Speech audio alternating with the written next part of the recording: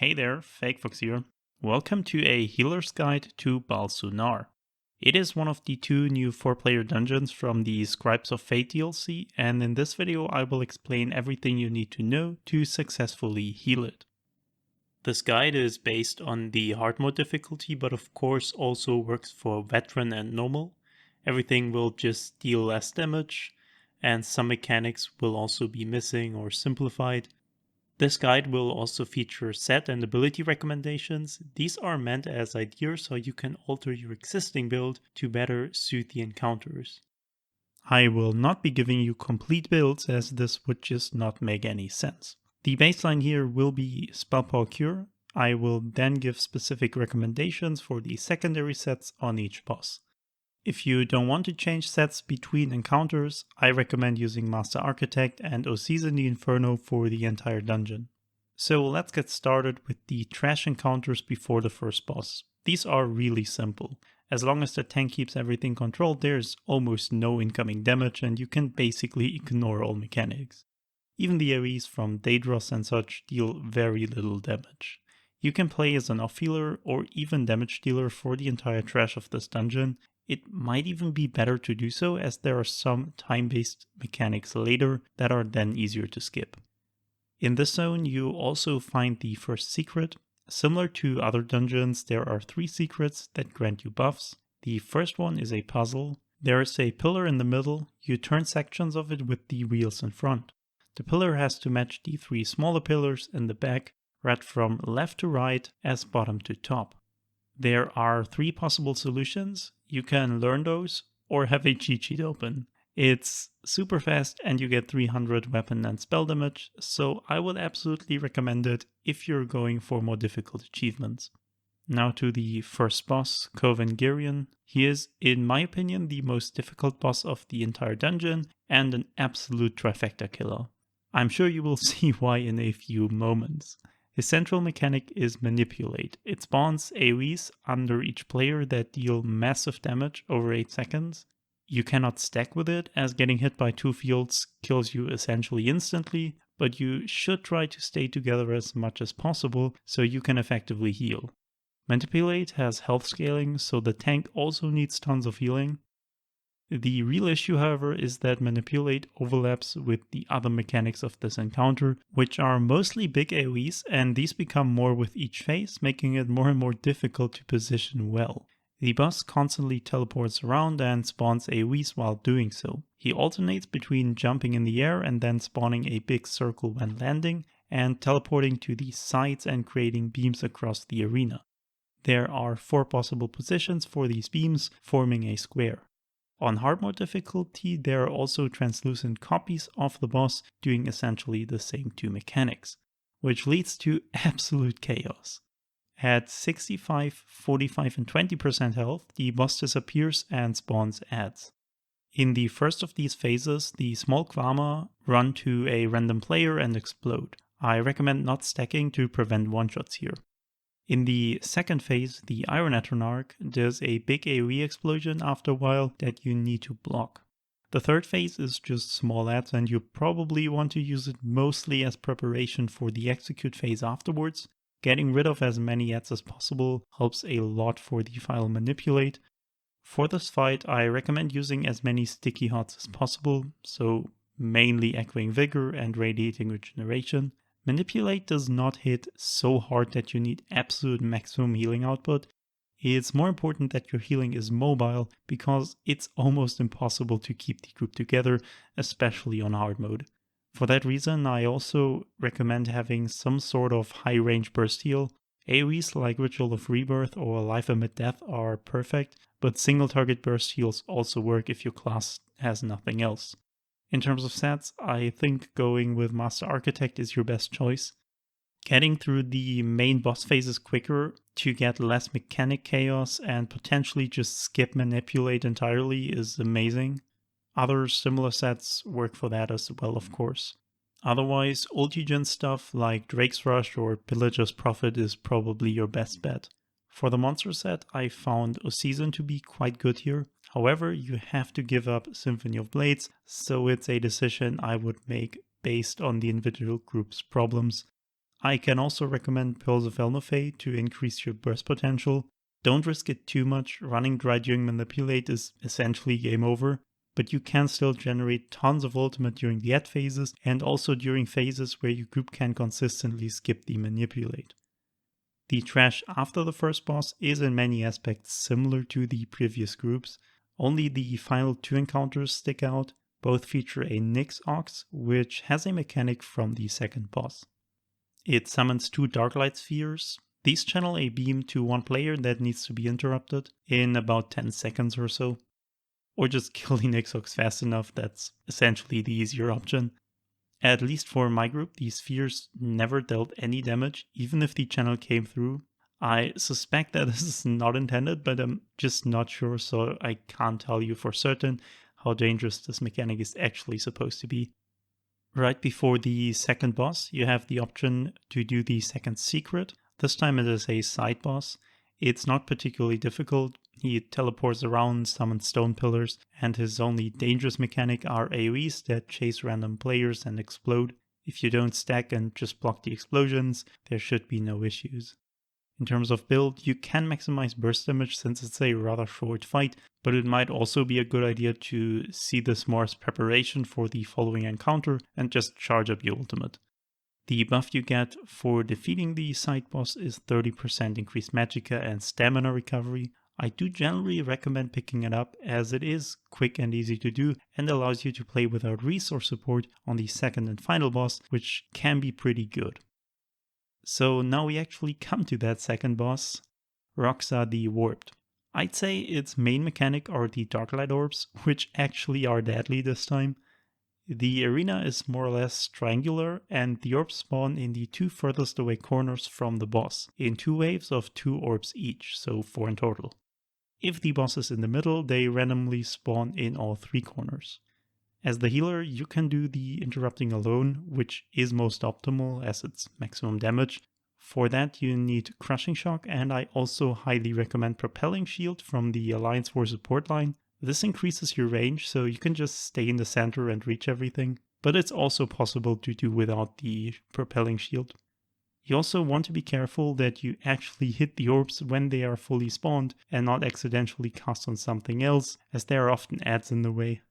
Throughout the entire fight, the room becomes dark from time to time. When that happens, there are light circles around the boss and also the quest NPC that follows you through the entire dungeon. If you stay outside of these circles, you take considerable damage. At 70% and 40%, the boss triggers a darkness phase and then disappears.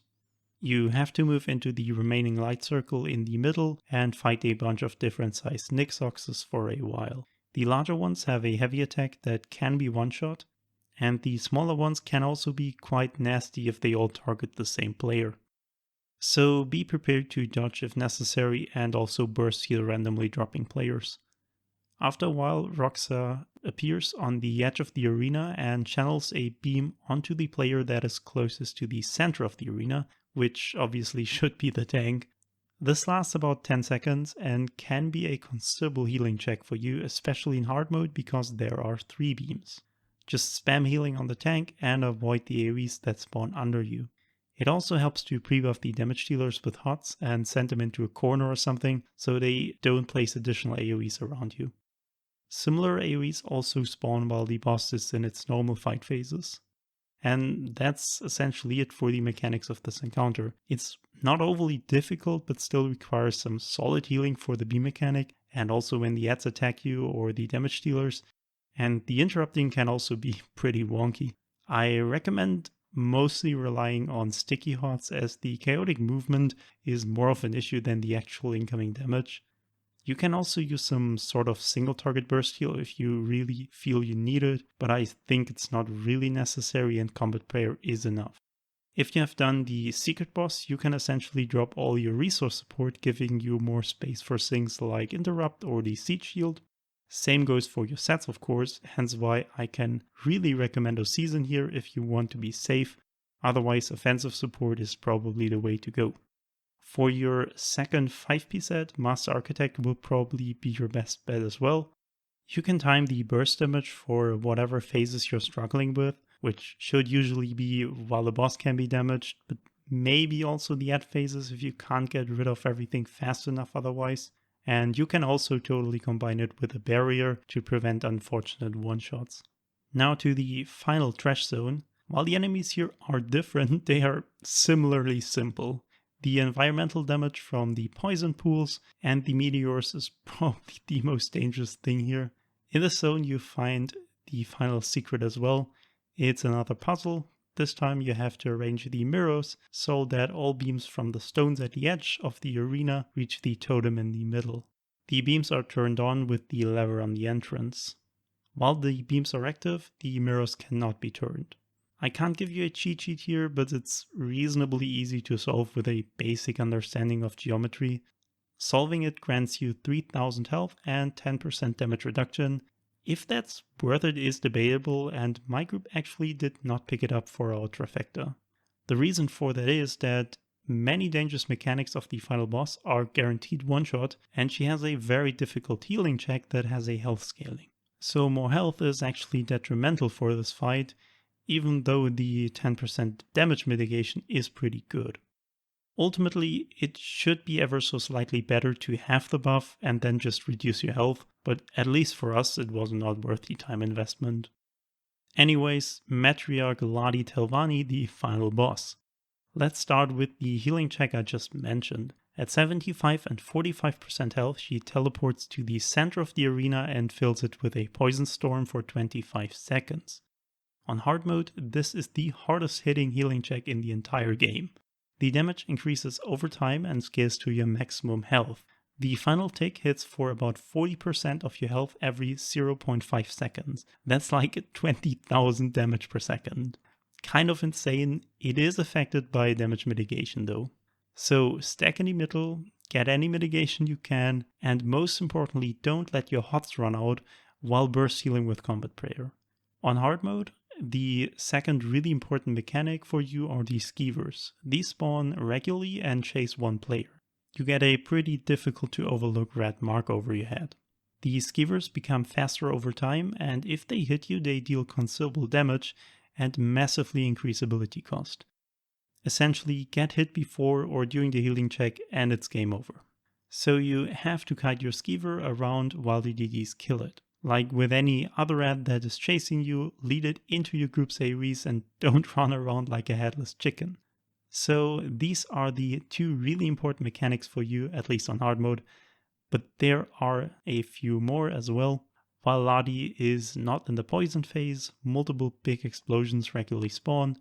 These are one-shot on veteran, but can be dodged. When she teleports, she leaves behind smaller AoEs that really hurt. And lastly, she channels a poison cone on the tank.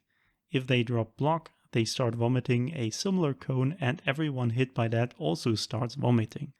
While you're vomiting, you cannot cast, so just turn it away from the other players and wait.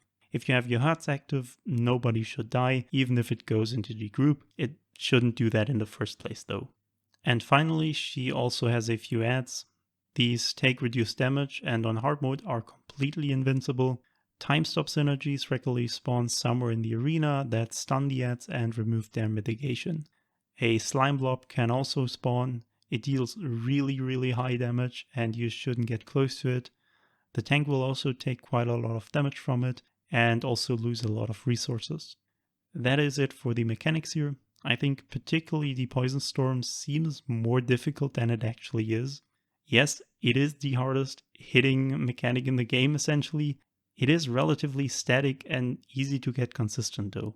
Apart from simple but punishing mechanics, this encounter is a lot about just having a high healing power build and understanding how to utilize it, or in other words, it's about stacking as many ground hots as possible. Sticky hots certainly also help, especially since Echoing Vigor is just stupidly strong in general, but mobility is not that important here. For your burst healing, Combat Prayer can be enough, but AoE burst heals with more range can make it easier, especially in hard mode, where you have to move around at least a little bit for these skeevers and time stops. You can also utilize Barrier really well in this fight. I recommend keeping it as an emergency option. Should you make a rotation mistake, have a connection issue or something like that during the healing checks, so you can just pop barrier and use the few seconds you gain to reapply your HOTS. In terms of sets, I absolutely recommend those season here. For the 5-piece sets, you could use Gossamer if you really want to maximize your damage mitigation and don't have another source of major evasion. But I still recommend Master Architect more, or some ulti-gen set like Drake's Rush or Karsus. You don't really want to sacrifice DPS in this encounter, since you need to get rid of the ads relatively quickly, otherwise you just build up more and more pressure on the tank. And if you take forever, it also increases your chance of accidentally dying to some stupid AoE mechanic.